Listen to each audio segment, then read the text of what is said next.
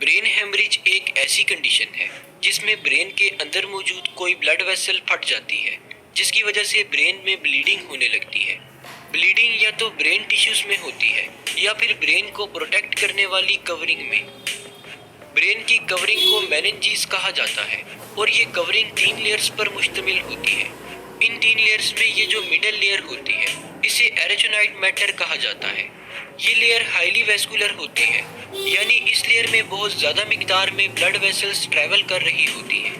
جس کی وجہ سے بعض اوقات اس لیئر میں موجود بلڈ ویسلز پھٹ جاتی ہیں، جس کی وجہ سے بلڈ لیک ہو کر اس لیئر میں اکٹھا ہونا شروع ہو جاتا ہے۔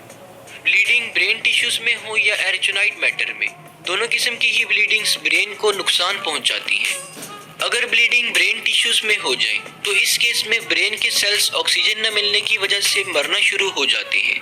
اور اگر بلیڈنگ برین کی کورنگ میں ہو تو اس کیس میں برین کی کورنگ بلڈ بھر جانے کی وجہ سے سویل ہونے لگتی ہے، جس کی وجہ سے اندر موجود برین کے سیلز پر دباؤ پڑتا ہے، اور اس دباؤ کی وجہ سے اس ریجن کے برین سیلز مرنے لگتی ہیں۔ برین میں بلیڈنگ ہونے کی بہت ساری کاسز ہو سکتی ہیں، جیسا کہ سر پر کوئی گہری چوٹ لگ جانا،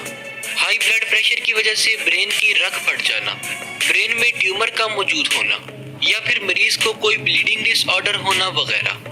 اگر برین ہیمریج کے سمٹمز کی بات کی جائے تو جیسے ہی کسی شخص کو برین ہیمریج ہوتا ہے اس کے سر میں شدید درد ہونے لگتا ہے اور اس کے ساتھ وامٹنگ بھی ہو سکتی ہے۔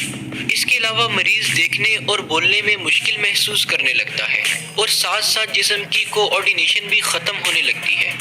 اگر یہ ساری سمٹمز کسی شخص میں شو ہو رہی ہوں تو اسے فوراً ڈاکٹر کے پاس لے جانا چاہیے، کیونکہ اگر برین ہیمریج کی ٹریٹمنٹ میں ذرا سی بھی دیر ہو جائے تو پیشنٹ کی ڈیتھ بھی ہو سکتی ہے۔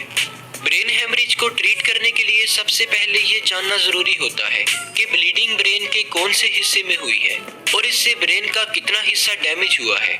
یہ سب چیک کرنے کے لیے ڈاکٹر سی ٹی اسکین یا ایم آر آئی کرتے ہیں، اور جب ڈاکٹرز دیکھ لیتے ہیں کہ بلیڈنگ کس حصے میں ہے اور کتنی ہے تو اس کے بعد ٹریٹمنٹ شروع کر دی جاتی ہے۔ زیادہ تر کیسز میں بلیڈنگ کو نکالنے کے لیے سرجری پرفارم کی جاتی ہے، جس میں پیشنٹ کے اسکل میں سوراخ کر کے بلڈ کلوٹ کو ڈرین کر دیا جاتا ہے۔ ٹریٹمنٹ کے بعد اگر مریض میں کوئی فزیکل ایب نارملٹیز رہ جائیں، جیسا کہ چلنے پھرنے اور بولنے میں مشکل ہو، تو اسے دور کرنے کے لیے فزیکل اور اسپیچ تھراپی کی جاتی ہے،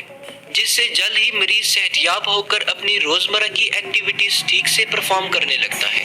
شکریہ، اللہ حافظ۔